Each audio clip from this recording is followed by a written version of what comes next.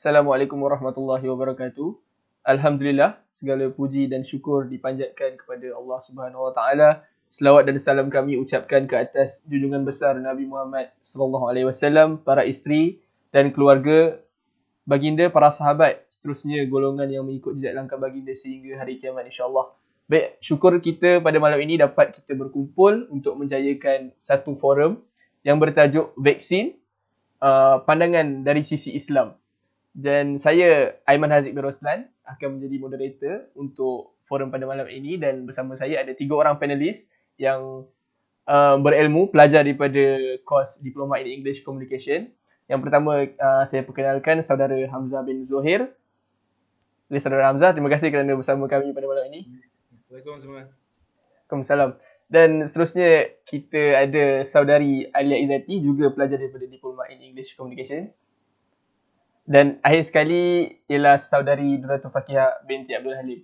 Baiklah, pada malam ini kami akan membincangkan lebih kepada pandangan Islam melalui sains dan teknologi, dan topik kami pada malam ini berfokus kepada vaksin, iaitu vaksin kepada virus COVID-19 yang seperti mana kita tahu menjadi satu trend yang merisaukan di seluruh dunia. Jadi sedikit fakta, sebanyak 17 buah negara mencatatkan kes positif COVID-19, melebihi 10 juta kes setakat ini. Dan negara seperti Amerika Syarikat paling terjejas teruk dengan jumlah kes terkini sebanyak 19.2 juta kes. Dan ini menggambarkan bahawa pandemik ini cukup mencabar dan gelombangnya lebih dahsyat dari hari ke hari. Justru amat wajar, suatu tindakan yang wajar dan rasional untuk mengekang penularan wabak COVID-19 ini, dan salah satu langkahnya adalah vaksin.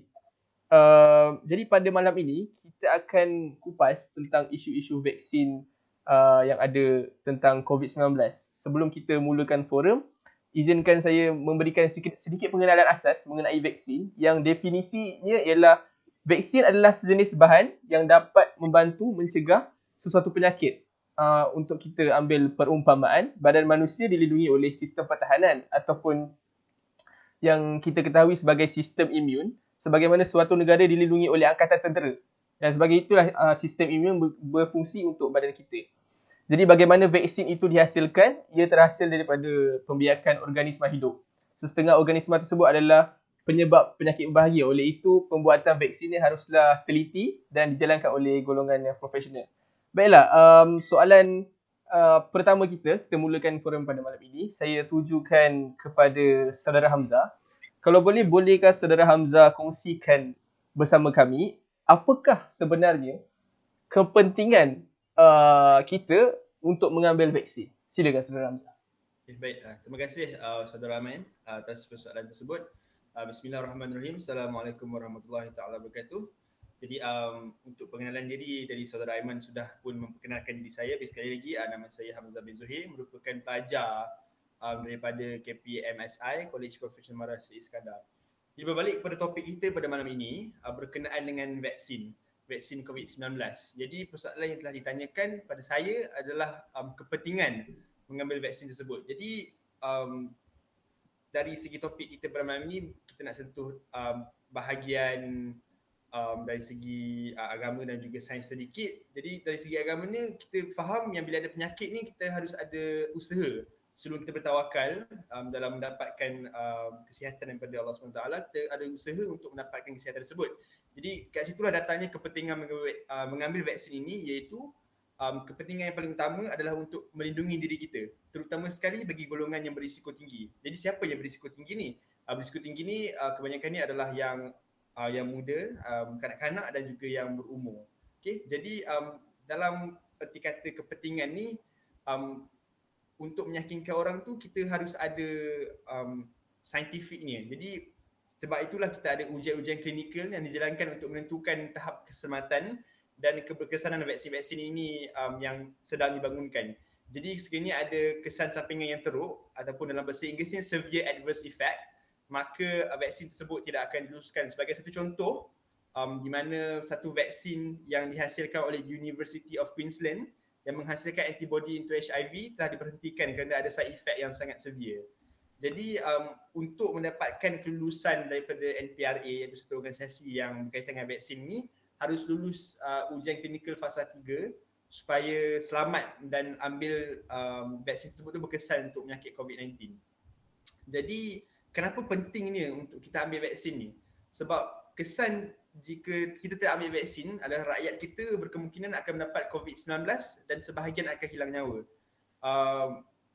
Juga terdapat kajian yang menunjukkan kesan jangka masa panjang kepada pesakit yang telah sembuh menggunakan vaksin ni amat tinggilah. Kiranya when we take the vaccine tu, kadar untuk menjangkit tu amat rendah. Jadi ada pentingnya dalam kita mengambil vaksin ni. Dan juga bila kita lihat seluruh masyarakat tu sudah mengambil vaksin tersebut, dia akan terlindung daripada penyakit tersebut yang dinamakan sebagai imuniti kelompok. Jadi imuniti kelompok ni hanya boleh dicapai dengan ada liputan imunisasi yang tinggi. Dan cara untuk kita mendapat imunisasi ni adalah dengan mengambil vaksin. Jadi berdasarkan isi-isi saya boleh tekankan kat sini yang mengambil vaksin COVID-19 ni amatlah penting supaya dia bukan untuk diri kita sendiri sahaja tapi untuk orang sekeliling juga. Jadi itulah saya harap menjawab persoalan saudara Aiman berkenaan kepentingan mengambil vaksin. Baik, terima kasih kepada saudara Hamzah. Jadi kita boleh lihat di situ bahawa kepentingan vaksin ni merupakan sesuatu yang perlu diketahui oleh semua masyarakat, kerana apabila mereka mengetahui kepentingan sesuatu perkara itu, baru mereka berminat ataupun berasa perkara itu menjadi suatu keperluan untuk mereka. Selagi mereka tidak tahu betapa pentingnya vaksin, maka mereka akan tidak ambil endah dan tidak ambil peduli tentang perkara tersebut. Jadi kita boleh perincikan di sini, terdapat pelbagai jenis vaksin yang sedang dihasilkan oleh pelbagai agensi di seluruh dunia. Contohnya kita ada BioNTech daripada Jerman, kita ada AstraZeneca daripada UK dan kita juga ada Sinovac Inactivated daripada negara China. Jadi ini menunjukkan bahawa pelbagai usaha sedang dilakukan, giat dilakukan untuk mencegah dan mengekang daripada penularan COVID-19 daripada terus berlaku. Jadi untuk teruskan forum pada malam ini, saya tujukan soalan yang seterusnya kepada saudari Alia, iaitu apakah prinsip Islam dalam menghadapi ataupun menghindari sesuatu penyakit? Apakah prinsip Islam dalam menghadapi sesuatu penyakit? Terima kasih Saudara Elia. Silakan. Okay. So sekarang saya akan kupaskan tentang topik prinsip Islam dalam menghadapi penyakit. Antaranya yang prinsip paling penting adalah untuk kita sebagai umat Islam sentiasa berdoa kepada Allah. Sebagaimana yang kita tahu, doa adalah senjata umat Islam yang paling utama dan paling penting. So kita bila berdoa tu itu dah jadi satu macam kita punya usaha untuk tak dikenakan penyakit ni.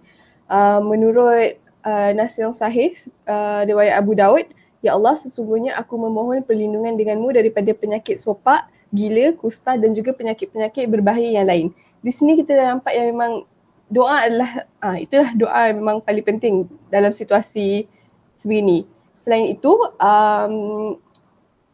Islam juga sangat menggalakkan umat dia untuk membaca doa dan zikir-zikir yang penting. Antaranya antara contoh zikir yang sering kita dengar dan sering kita baca ialah Bismillahirrahmanirrahim la yadurru ma'asbihi syai'un fil ardi wa la fis sama'i wa huwas sami'un alim.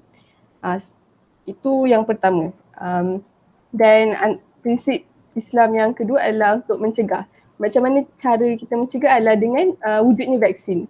Di situ peranan utamanya vaksin iaitu mencegah. Islam selain daripada bertawakal, Islam juga sangat menitik beratkan macam mana kita punya cara-cara pencegahan kita. Apa usaha kita untuk mencegah penyakit ini. Menurut antara hadis yang diriwayatkan oleh Abdul Rahman bin Auf, Rasulullah SAW bersabda, sekiranya kamu mendengar mengenai taun yang menimpa suatu kawasan, maka janganlah kamu masuk ke tempat tersebut. Sekiranya ia berlaku di sesuatu kawasan dan kamu berada di dalamnya, maka janganlah kamu keluar daripadanya untuk melarikan diri daripadanya. So nampak daripada hadis ni, kita dah implementkan dalam situasi kita sekarang ni. Contoh macam PKP, itu antara pencegahan yang kita dah implementkan. Itu bila dah dekat sesuatu kawasan tu, kita duduk di kawasan tu. Kita jangan berpindah randah. Sebab bila kita berpindah randah, risiko untuk penyakit tu tersebar lagi tinggi. Itu antara prinsip-prinsip Islam yang ada dalam Islam. So sekian daripada saya. Terima kasih saudari Alia Izzati atas penjelasan yang tersebut adalah dua antara prinsip Islam untuk mendepani penyakit. Apa yang kita indah tentang Islam ialah bukan sahaja kita digalakkan untuk berdoa, tetapi Islam juga menggalakkan kita untuk bertindak untuk mencegah, bukan semata-mata berdoa dan menyerahkan semuanya pada Allah Subhanahu Wa Taala. Kita sebagai manusia sendiri haruslah berusaha, kerana doa tanpa usaha adalah sia-sia. Itu sesuatu yang boleh dikatakan agama Islam ni merupakan agama yang logik, boleh diterima akal, boleh menolak semua anggapan anasir-anasir jahat yang mengatakan bahawa agama kita ini adalah semata-mata doa tanpa usaha dan tanpa pencegahan. Dan beralih kepada, kita masih di skop tentang prinsip Islam dalam mendepani penyakit. Saya serahkan kepada saudari Nuratul Fakihah untuk menyambung penerangan tentang prinsip Islam dalam menghadapi penyakit. Silakan saudari Nuratul Fakihah. Okey, terima kasih saudara Aiman. Okay, so Assalamualaikum warahmatullahi wabarakatuh. Saya ingin menambah sedikit daripada apa yang saudara Alia telah sampaikan sebentar tadi, iaitu di mana kita sebagai umat Islam perlulah berdoa untuk dielakkan daripada penyakit dan bertindak untuk mencegah penyakit tersebut. Tapi macam mana kalau kita dah dijangkiti oleh apa-apa jenis penyakit? Jadi di sini prinsip Islam yang seterusnya ialah kita perlu merawat penyakit yang telah kita jangkiti tersebut. Hal ini kerana dalam Islam sendiri ditekankan untuk kita supaya merawat segala penyakit yang kita ada, kecuali penyakit, satu-satunya penyakit yang tiada ubat, iaitu ialah penyakit tua. Dapat dilihat dalam situasi sekarang ini, terdapat beberapa pihak yang menolak pengambilan vaksin dalam bagi mengelakkan jangkitan COVID-19 ini. Namun terdapat beberapa hadis ataupun dalil yang mengatakan kita sebagai umat Islam perlu merawat penyakit-penyakit yang kita dapat, lebih-lebih lagi penyakit seperti sekarang ini, penyakit yang boleh berjangkit dan amat membahayakan kemaslahatan kita dan orang sekeliling. Terdapat satu riwayat yang mengatakan di mana hendaklah kamu merawat penyakit kerana sesungguhnya Allah tidak menjadikan sesuatu penyakit melainkan Dia turut menyediakan ubat baginya, melainkan satu penyakit sahaja, iaitu penyakit ketuaan. Riwayat Abu Daud dan riwayat Ahmad. Jadi di sini jelas bahawa kita sebagai umat Islam perlu meletakkan usaha selain daripada mencegah penyakit tersebut, kita juga perlu merawat apa-apa sahaja yang kita jangkiti, dan itu ialah demi menjaga kebaikan semua orang. Dan seterusnya ialah yang terakhir sekali mungkin adalah langkah yang terakhir ialah dengan bertawakal. Setelah kita berdoa kepada Allah dan berusaha untuk mencegah penyakit tersebut dan juga merawat penyakit-penyakit yang kita ada, kita hanya boleh bertawakal kepada Allah. Hal ini kerana kita sebagai umat Islam perlu meletakkan satu pengharapan kepada Allah supaya Allah Subhanahu Wa Taala dapat membantu kita untuk menyihatkan diri daripada penyakit-penyakit tersebut. Jadi di sini dalam surah Ali Imran ayat 159, kemudian apabila kamu telah membulatkan tekad, maka bertawakallah kepada Allah. Sesungguhnya Allah menyukai orang-orang yang bertawakal kepadanya. Okay, kat sini kita boleh juga macam kita menyerahkan diri kepada Allah, kita berserah segala-galanya kepada Allah, dan mungkin dengan izin Allah daripada situ kita akan mendapat kesihatan yang kita inginkan. Okay, itu sahaja dari saya. Terima kasih. Baik, terima kasih saudari Alia Izzati dan juga Nuratul Fakihah atas penerangan tentang prinsip Islam dalam mendepani penyakit. Saya tertarik dengan satu hadis yang dibawakan oleh saudari Nuratul Fakihah, iaitu daripada riwayat Abu Daud, iaitu hendaklah kamu merawat penyakit kerana sesungguhnya Allah tidak menjadikan suatu penyakit melainkan Dia turut menyediakan ubat baginya, melainkan suatu penyakit saja, ialah penyakit ketuaan. Dan ini jelas bahawa Islam sendiri menggalakkan kita untuk merawat penyakit yang kita ada. Mengapa masih lagi wujudnya golongan yang tidak mahu untuk mencegah mahupun merawat daripada virus COVID-19 ini masih menjadi suatu persoalan, dan ini agak membimbangkan kerana mereka terpesong dan salah faham tentang penggunaan vaksin. Jadi kita teruskan perbincangan pada malam ini mengenai antara isu yang sering dibangkitkan oleh sebahagian pihak yang tidak ingin untuk menerima ataupun mengambil vaksin ialah dakwaan bahawa vaksin ini mengandungi kandungan atau bahan yang haram di dalamnya. Jadi soalan yang seterusnya, soalan yang ketiga untuk malam ini, saya tujukan kepada saudara Hamzah. Apakah hukum kita sebagai umat Islam untuk berubat dengan najis ataupun bahan yang haram? Silakan saudara Hamzah. Baik, bismillah. Terima kasih saudara Aiman atas persoalan tersebut. Jadi sebelum saya masuk kepada isi saya, izinkan saya bacakan sebuah hadis yang diriwayatkan oleh Ummu Salamah radhiyallahu anha daripada Nabi Muhammad sallallahu alaihi wasallam. Baginda bersabda, "Innallaha lam yaj'alu shifaakum fima harrama 'alaikum." Sesungguhnya Allah tidak menjadikan penyembuh buat kamu pada perkara yang telah diharamkan ke atas kamu. Jadi satu lagi juga hadis yang diriwayatkan oleh Walid Al-Hadrami bahawa Tariq bin Suwaid Al-Jufi radhiyallahu anhu bertanya kepada Rasulullah berkaitan arak, suatu bahan yang haram. Kemudian baginda melarang atau tidak menyukai untuk dia melakukannya. Sesungguhnya aku melakukannya untuk berubat, Tariq berkata. Maka baginda berkata, sesungguhnya ia arak bukan ubat, akan tetapi ia merupakan suatu penyakit. Riwayat Muslim, hadis 1984. Jadi berdasarkan beberapa hadis yang saya bawakan, dapat kita boleh simpulkanlah secara mudah bahawa terdapat dua noktah penting.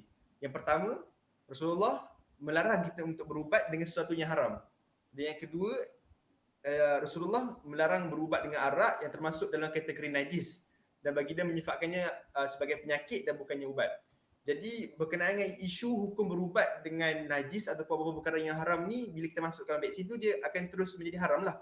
Jadi hukumnya mudah saja. Benda apa yang Allah dah tetapkan untuk haram, maka akan kekal haram walaupun digunakan untuk berubat. Jadi adalah mengatakan bahawa larangan berubat dengan najis hanyalah merujuk kepada arak, benda yang haram. Jadi bila berkata arak itu adalah satu perkara yang haram, jadi dikatakan sebagai najis. Walau bagaimanapun terdapat satu bahagian yang lain di mana sebab dalam vaksin ni mengandungi bahan yang dikatakan najis pada asalnya. Tetapi kita tak boleh anggap benda tu haram sebab benda ni dipanggil sebagai istihalah, proses perubahan kepada halal. Sebab pada asalnya najis tapi telah dirawat dengan bahan kimia ataupun telah dicampur dengan bahan-bahan lain yang menukarkannya kepada bahan yang diharuskan penggunaannya. Kiranya kita memerlukanlah kandungan-kandungan dalam najis ni yang telah dijalankan proses perubahan kepada halal dan mempunyai kesan-kesan yang bermanfaat. Jadi vaksin ni tidak lagi dikategorikan sebagai benda yang haram lah sebab kita dah ada lalui proses tu. Sebab vaksin kita tak gunakan arak tapi dia gunakan najis. Tapi najis tu adalah najis yang telah dijalankan proses perubahan kepada halal. Jadi setelah adanya proses istihalah, istihalah ni proses perubahan kepada yang halal, jadi dah mengubah nama dan juga sifat najis tu, jadi hukumnya juga berubah dan boleh untuk digunakan. Jadi kena fahamlah kat situ ada perbezaan je lah. Benda yang haram Allah tetapkan walaupun dimasukkan untuk dari segi ubat tidak akan jadi ubat. Akan tetap dikekalkan sebagai haram lah, iaitu contohnya arak. Tapi kalau contohnya najis bukan benda yang haram, betul. Jadi najis yang dijalankan proses supaya menjadi menukar sifatnya yang membawa manfaat, jadi tidak akan jadi haram. Itulah penjelasan daripada saya berkenaan isu tersebut. Baik, terima kasih saudara Hamzah. Jadi apa yang kita boleh fahamkan di sini mengenai vaksin, sekiranya timbul dakwaan ataupun isu bahawa terdapat unsur-unsur najis dalam vaksin, ia bukanlah najis yang kita sangkakan. Contoh, kita mengambil contoh najis burung, bukanlah semata najis burung yang diletakkan dalam vaksin, tapi ialah najis yang telah diproses dan menjalani ujian klinikal dan telah selamat untuk kita gunakan dalam tujuan perubatan untuk kita mencegah virus COVID-19 tersebut. Jadi ini merupakan suatu yang fakta menarik sekiranya ramai di luar sana yang masih lagi tertanya-tanya betulkah penggunaan najis digunakan dalam vaksin. Ini adalah penjelasannya. Ujian klinikal dilakukan dan adalah semata-mata untuk tujuan perubatan.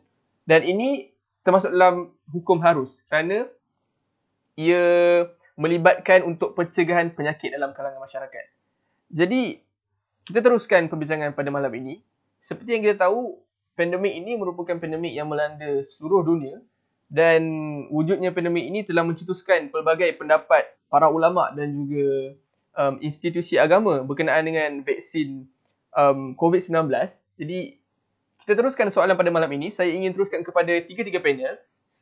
Pertama pada Saudara Hamzah, kemudian Alia Izzati dan terakhir sekali Saudari Dr. Fakiyah. Apakah pendapat ulama dan institusi agama berkenaan dengan hukum pengambilan COVID-19? Okay, baik, terima kasih sekali lagi atas persoalan tersebut. Jadi berkenaan bila mengatakan pendapat ulama dan institusi agama ni, kita akan dapat banyak pandangan lah. Jadi daripada rujukan saya sendiri, saya merujuk kepada Majlis Fatwa Kerajaan Emiriah Arab Bersatu UAE.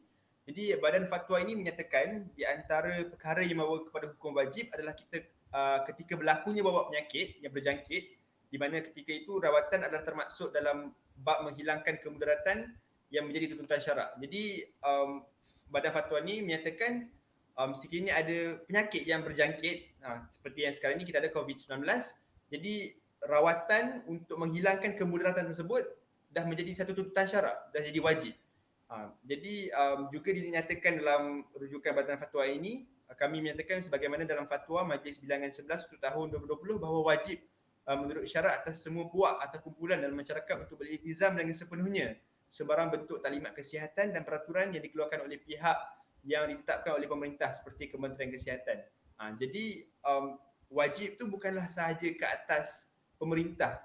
Pemerintah tetapkan badan yang bertanggungjawab iaitu Kementerian Kesihatan. Tapi masyarakat dan semua puak ataupun kumpulan masyarakat tu harus juga berusaha dan beriltizam untuk bekerjasama lah. Kini sebab tu kita ada taklimat kesihatan, ada penerangan tentang pentingnya vaksin dan sebagainya. Jadi daripada segi pandangan Majlis Fatwa ni adalah wajiblah untuk kita mengambil vaksin ni yang diperintahkan secara jelas oleh badan berautoriti. Baiklah, terima kasih Saudara Hamzah. Jadi kita sambung kepada badan berautoriti agama yang kedua iaitu Universiti daripada Universiti Al-Azhar Al-Sharif Mesir. Syekh Al-Azhar, Profesor Dr. Ahmad Taib melalui Khair Kibar Ulama Al-Azhar telah menghuraikan dengan panjang lebar berkenaan isu ini. Pendapat dan fatwa oleh semua institusi fiqh moden telah mengemukakan pandangan berkenaan dengan keharusan memanfaatkan sebarang bentuk yang terkait dengan sel manusia jika sekiranya penggunaan tersebut boleh menghilangkan wabak corona atau menjadi ubatan dengan apa yang telah dilakukan oleh pakar-pakar dalam kajian mereka dan terdapatnya darurat atau keperluan yang amat, ketika itu hukumnya harus.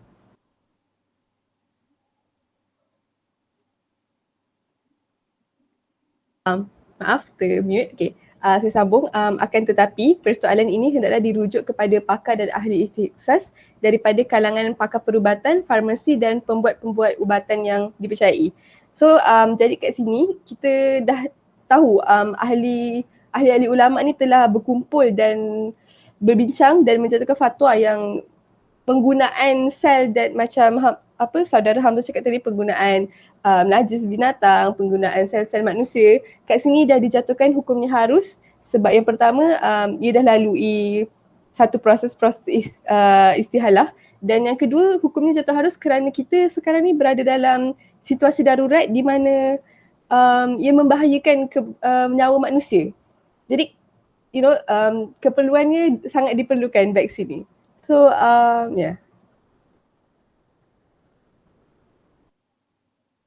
Okey, terima kasih Saudara Alia.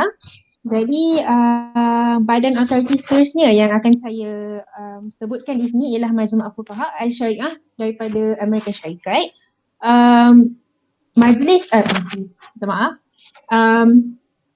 Badan otoriti ini membincangkan tentang isu suntikan vaksin COVID-19 yang mana beberapa segelintir pihak mengatakan bahawa vaksin ini hanya akan memberi keburukan kepada sesetengah pihak kerana terdapat beberapa kes yang mana yang mana rakyat yang mengambil vaksin terdapat beberapa simptom-simptom atau gejala yang mungkin dikatakan vaksin itu tidak berhasil. Namun institusi ini telah menekankan bahawa daripada 40,000 pihak-pihak yang volunteer diri untuk dijalankan vaksin ini, terdapat hanya beberapa peratus sahaja yang dijangkiti dan dapat gejala. Jadi Syekh Muhammad Al-Zuhaili ini yang mana seorang profesor daripada yang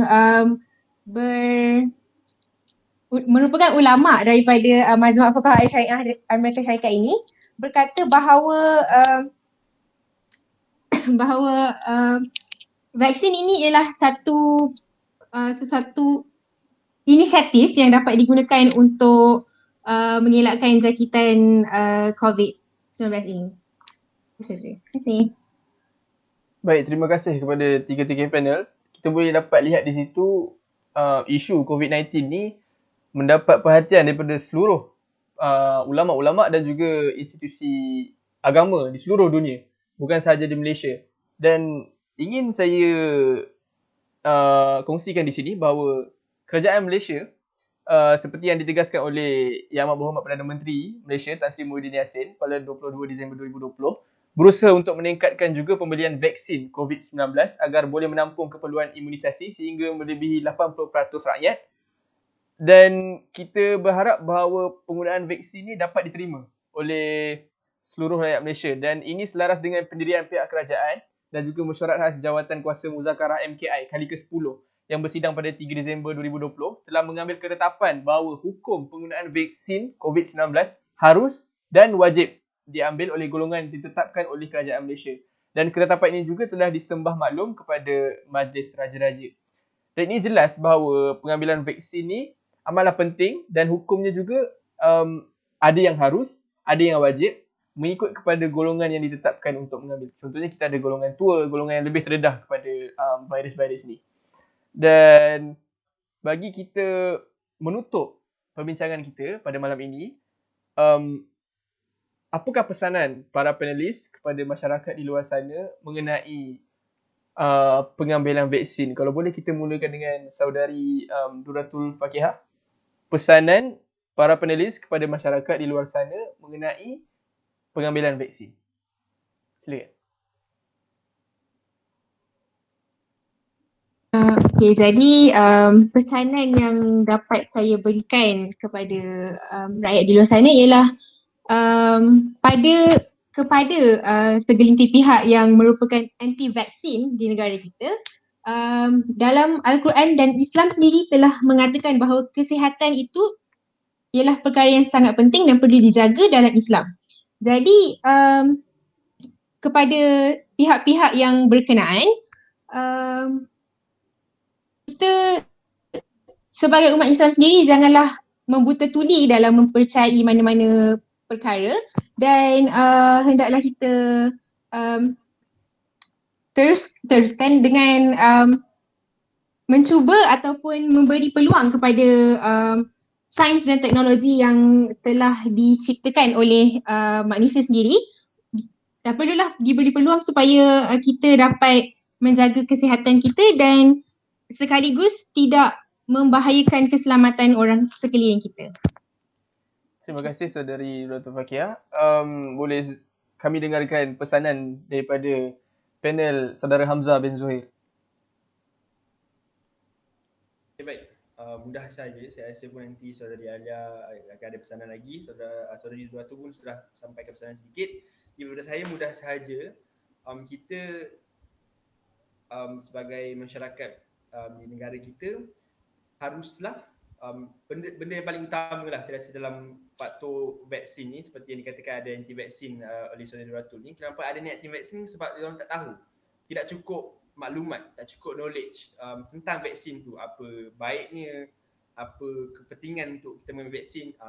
Mereka harus menyertailah benda-benda seperti ini lah forum kita membicarakan tentang vaksin. So vaksin kita bukanlah semata-mata bersandarkan pada Islam, kita juga ada sains dan teknologi ni di sebalik vaksin tersebut. Kita dah kaji di mana harusnya, di mana wajibnya, di mana selamatnya, di mana yang ada tak selamatnya, mereka cuba selamatkan semula. Jadi kat situlah semua cari sumber yang baik, cari cara yang terbaik untuk dapatkan informasi tentang vaksin. Pastikan tidak terus seperti yang dikatakan oleh saudari Duratul, membuta tuli dalam menolak vaksin ini. Okey, itu saja daripada saya. Terima kasih Saudara Hamzah dan kita akhir sekali Saudari Alia Izzati.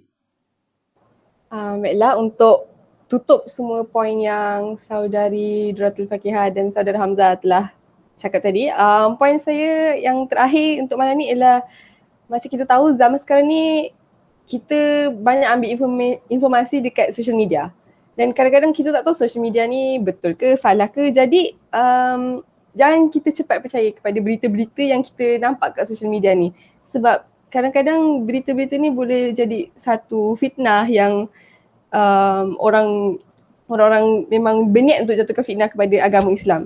Jadi kalau kita nampak berita-berita tu macam Saudara Hamzah cakap tadi, untuk kita selidik, kita mengamalkan konsep tabayun, iaitu sentiasa menyelidik dulu berita-berita yang kita dapat. Dan saya rasa itu saja daripada saya malam ni. Baik, terima kasih Saudari Alia Izzati dan terima kasih kepada ketiga-tiga ahli panel kita pada malam ini yang telah membincangkan tajuk vaksin, pandangan daripada sisi Islam, dan suka untuk saya membuat kesimpulan bagi perbincangan kita pada malam ini. Kesimpulan yang kita boleh buat daripada malam ini ialah agama Islam tidak pernah lagi menolak sistem perubatan ataupun pencegahan dari segi sains dan teknologi. Agama kita sentiasa menggalakkan kemajuan dan menerima perubatan yang boleh mengubati dan memajukan umat Islam di seluruh dunia. Dan menjadi tuntutan kepada kita untuk merawat penyakit, begitu juga mengambil jalan pencegahan terlebih dahulu sebelum terkena wabak ataupun sebarang penyakit. Antara lain dengan menggunakan suntikan vaksin COVID-19, dan justru setiap langkah yang dilakukan itu merupakan suatu rawatan terhadap takdir Allah dengan menggunakan takdirnya yang lain. Ia sama sekali tidak bermaksud kita menolak takdir, tapi ini seperti yang disebutkan oleh Sayyidina Umar Al-Khattab radhiyallahu anhu, kita lari daripada takdir Allah menuju kepada takdirnya. Yang kita tegaskan lagi bahawa termasuk dalam proses rawatan adalah dengan mencegah suatu penyakit sebelum ia menimpa. Inilah maksud mencegah. Bukannya nak kata kita lari ataupun menidakkan takdir Allah, tapi selain daripada takdir kita mendapat penyakit, merawat atau mencegah penyakit juga termasuk dalam takdir kita yang selainnya itu. Jadi terima kasih kepada ketiga-tiga panel dan kerana menjayakan forum kita pada malam ini. InsyaAllah kita dapat bertemu di hari yang lain dan kita sama-sama berdoa pandemik yang melanda kita akan semakin beransur pulih. Dan selamat menyambung bulan puasa dan beribadah di bulan puasa. Saya ucapkan Assalamualaikum warahmatullahi wabarakatuh. Assalamualaikum.